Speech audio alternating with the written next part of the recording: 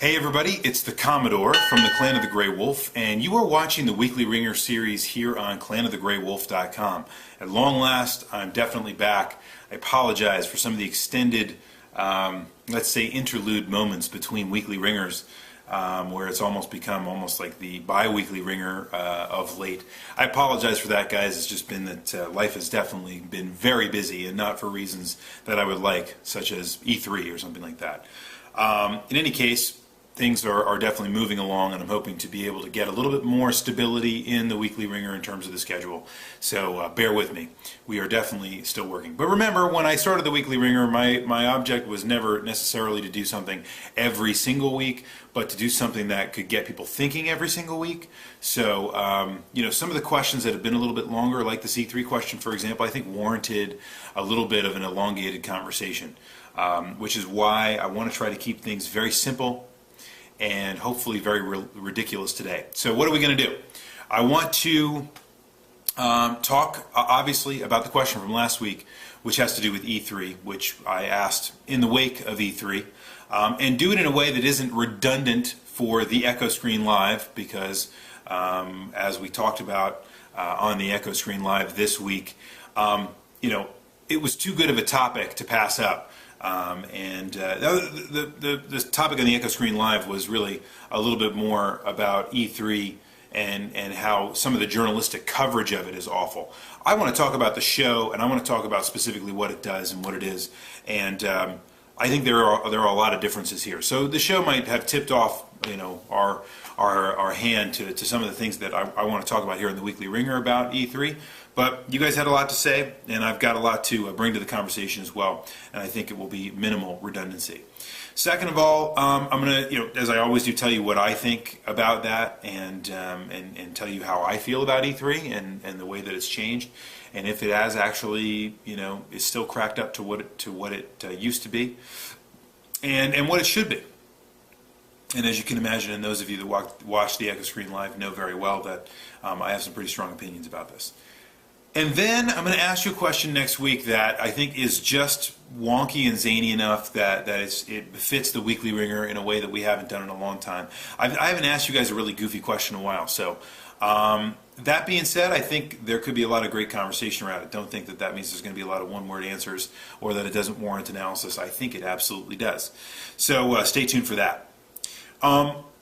First things first, as we always do in the Weekly Ringer, is to be able to talk about our new members, new folks that are posting to the Weekly Ringer, and I try to do this every week just to bring people into the community, because that's what it's all about. So this week, as I count, there are two new people. One is Mr. Mallard, which is a very duckly kind of name. In fact, the icon I think he was using was also a mallard, interestingly enough, a duck. And also K-Man139. That was a Cayman, I thought, initially, maybe, from the Cayman Islands, I don't know. But it just K-Man139, I think it'd probably be a little bit too much to assume that, so I'm just going to say K-Man, maybe from Kmart, I don't know. K-Man139, anyway, welcome to both of you. Glad to have you on board, and glad to have you commenting in the Weekly Ringer, and I hope to hear many things from you moving forward into the future. Brings me to a sip out of the Clan of the Grey Wolf mug. And there was a question this week about what I drink. Actually, not to go too deeply here to spoil it for anybody, I drink a lot of different things. I've had different things at different times during different Weekly Ringers. So, you know, I've had everything from tea to water to coffee. I'm not sure I've done booze yet, but that is an interesting idea.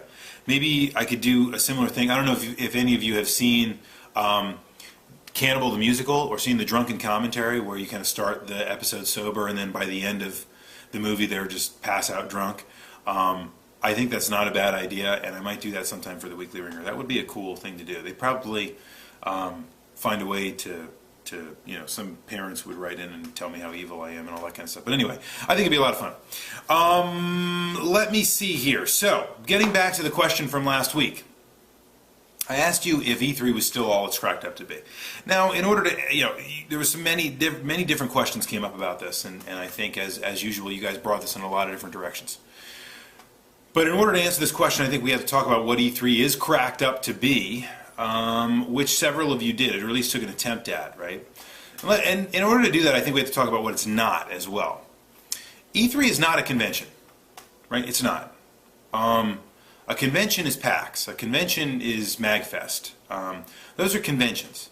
E3 is not a convention. E3 is a trade show.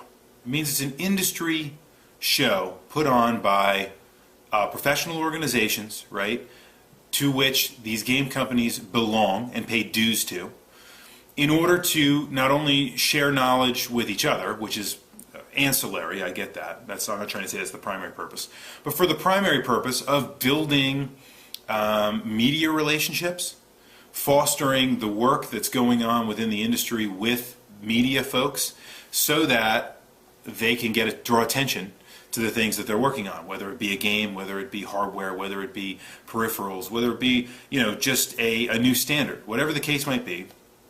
It's an industry show. Very similar to how something like CES is for consumer electronics. Can you make consumer electronics and not show up at CES? Yes, but you certainly won't have the same kind of opportunity that you'd have if you went to CES and let everyone in the media know about it. CES is not put on as a convention. It's not there so that everyone that ever used consumer electronics can show up and use it. It's there so that people within the industry can see what other people are working on. And number two, so that they can draw media and otherwise perhaps even investor attention to the things and the projects that people are working on. And that happens all the time.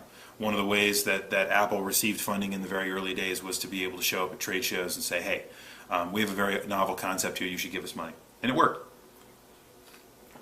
Anyway, E3 is not a convention, therefore it is a trade show. Many of you made that mistake in the commentary, and I think one of the reasons when E3 started to become more of a convention, which happened very much in the late 90s into the early 2000s, immediately there was a huge backlash to the point where E3 had gotten way too much like a convention, and it was shut down immediately. And ever since then it's been kind of recovering. I believe that was in 05-ish, I want to say.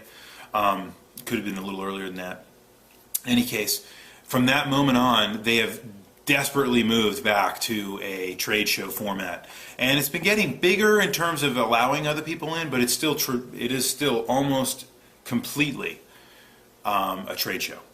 What does that mean? You know, that means it's cracked up to be a couple things. One is the trade show worthy of everyone being there, worthy of the media attention, worthy of having all of the large and small companies that make games that are part of the ESA, for example, to show up and be able to kind of, you know, hype up their wares. Here you go, guys. This is what I'm working on. Isn't this cool? So they do that. Now, you know, what else? It's also cracked up to be a place where people make announcements, where people show the kind of cool and upcoming things that their company is working on.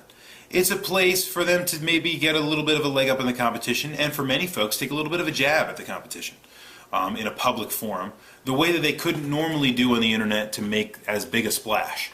The point is, E3 is created to make a bigger splash than you can usually generate because all the media people are in exactly the same place. If I'm going to give you a definition of what E3 is, I think I'd start there. So, taking that into account, I asked you the question of what is E3 all the, you know, cracked up to be, or still cracked up? My goodness, I don't know why I can't get this question out of my head. But anyway, is E3 still all that it's cracked up to be? That's what I was trying to say. My goodness, I need another sip out of the Clan of the Grey Wolf mug. Anyway, all right, a lot of good responses. I picked the greatest hits as I always do, and because I think there's a lot of good talking points here.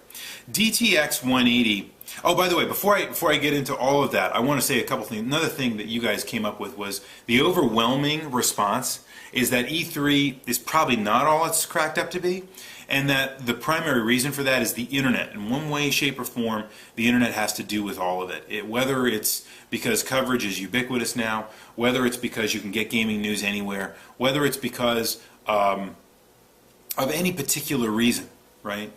The internet has somehow punched E3 in the stomach, and E3 is kind of responding.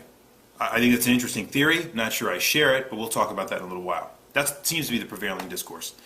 DTX 180 says that E3 was, keyword was, the main event for gaming. But, you know, since DTX 180 is less interested in new games, E3 is, by virtue of that fact, less interesting itself. So the idea that one must be, in order for E3 to be all that it's cracked up to be, it's got to be focused on new games, on new technology, on new experiences, on new entertainment avenues, let's say. And if it's not focused on that, then it's probably not the Electronic Entertainment Expo, right? Which we cannot forget that it is. So, you know, DTX 180 is less interested in E3 by virtue of the fact that they don't cover a lot of the games that he's interested in. And I couldn't agree more. Listen, if you're most looking forward to an XBLA title that is paying homage or is a reboot of, or is in some way, I guess, a reboot or a kind of refashioning of a game that you've loved for 20 years, that's not going to be what they focus on E3. Because they feel like you, as a gamer, are already going to be very excited about that, no matter what they do. You're probably one of those niche players that's really interested in 20-year-old games. That's not what they want to show off. That doesn't show the flash, sex, and sizzle of the new systems. It doesn't really show off any new experiences. In fact, they're paying homage to experiences that are 20 years old. And the last thing people want to be known as in the gaming world is a company that kind of kowtows to, to 20-year-old gamers, right? Or 20-year gaming veterans, I guess I should say. So I think that's a great point. You know, I mean, first of all, the idea that E3 was the main drag in terms of gaming, I don't think I can argue with that. You know, if you go back, for all of the E3s that have happened thus far, it has been the center of the gaming universe for a very long time. You know, if it was large and happening in video games, it was happening first at E3. That's just the way that it was. Even if you happened to hear about something 2 years before it came out, even if there was coverage on it that was very sparse, you got something out of E3 if you were expected to do, to do something, right? To make some kind of impact. And I'm not sure that's there anymore, although, or at least that's DTX's argument, although I would say that it's still, I would say, a requirement for walking in the door. You're trying to get into E3? Okay, well, why? Well, it's because I want to make a splash in the video gaming world, and this is the best way to do it. It's hard to argue with that logic, and I think in many ways, I think that represents what E3 is supposed to be all about. So, you know, maybe it is, maybe it isn't the main event in gaming now, according to DTX 180, but, you know, I think it also helps, which is why I think it's a great point, that you have to be really interested in the newer games. You have to be interested in future technology. You have to be interested in new gaming experiences. If you're not interested in that, then odds are E3 is going to hold nothing for you. And I thought that was a very interesting point. Because a lot of us that, talk here on the Clan of the Grey Wolf, have conversations, might not be interested in some of the newest games. And therefore, does E3 really appeal to us the way that it appeals to somebody that's really on top of that stuff? Probably not. Backfire made a comment about, E3 still captures attention. There's no question about that. With media coverage, so on and so forth. And I love the way they put this, the volume has decreased a little bit.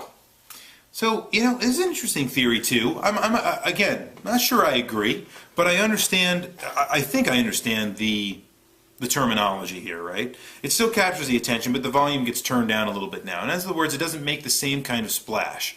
It isn't a kind of resounding hit that it used to be when people make announcements at E3. I do understand that to a certain degree.